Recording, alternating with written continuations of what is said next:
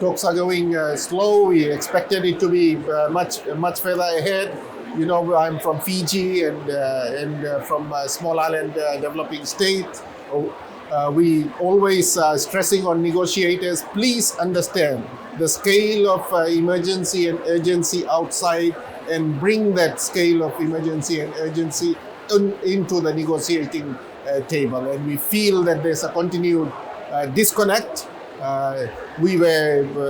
When we say that please deliver on the 100 billion of finance, it is not that we need more money. What we are saying is that the window of adaptation is shrinking so fast, and it is shrinking fastest in small island states. Every month that we delay adaptation, every year that we delay adaptation, then the cost of adaptation becomes so much larger exponentially, one. And two, the possibility of successful adaptation also reduces exponentially at the same time.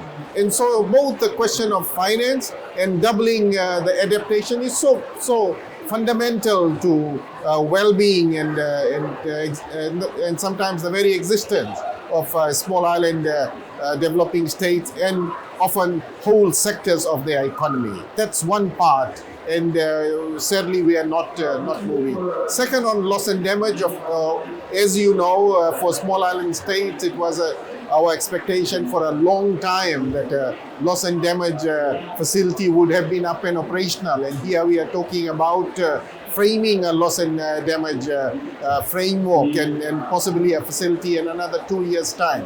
This is a luxury that other countries, large countries, may have. For small island states, this is not a luxury that we have. In Fiji, we already have established by law a loss and damage facility through which we are relocating our communities. We have already earmarked 48 communities that are being relocated.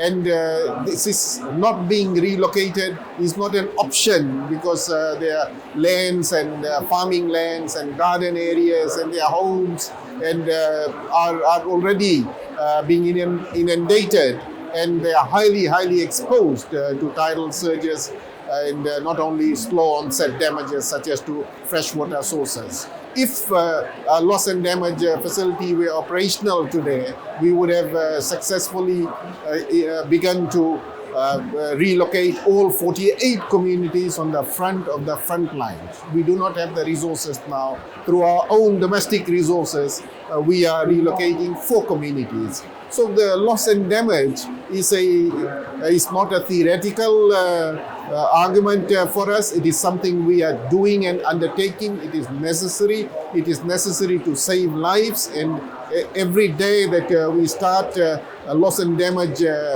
frameworks, we are saving lives. We are giving people a fighting chance to rebuild their lives and livelihoods. And we are also protecting cultural and other things so that people hold of great value at a time when we can still hold on to them. And so the delay, the thing that we need several more years to walk this thing through is quite hurting and very painful, and it's something we don't wish on other countries, what countries like ours are experiencing, and we wish that this level of urgency can be brought into the negotiation rooms. And I really urge our partners from Global North and in other larger countries to understand and appreciate what we are saying. We know that the reporting by IPCC on ocean has declared another code red, and time to end the infinite declarations of code red. The ocean provides one of the single largest coherent tool that we have for climate action. It absorbs something like 4 out of 6 of the greenhouse gases, share of the greenhouse gases, and it continues to provide the most important and with high integrity the environmental and ecological services to planet as a whole.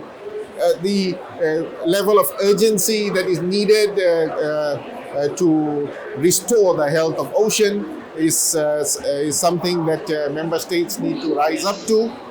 Or again, we will lose the window in which we have, in which we can take concerted action to restore the health of ocean. We hope that member states will rise to the challenge, that we have a broad agreement about placing ocean on the agenda of COP. Firmly, and that ocean is mainframed across all of our climate action. Today, there are something like 170 countries of the world have significant access to the ocean. All these 170 plus countries need to bring ocean and lakes as well into their NDCs, for example, and demonstrate how in an integrated way ocean and lakes and rivers are providing the climate actions that are necessary for us. And when we go to the stocktake, when we undertake the stocktake, we will be in a much better position.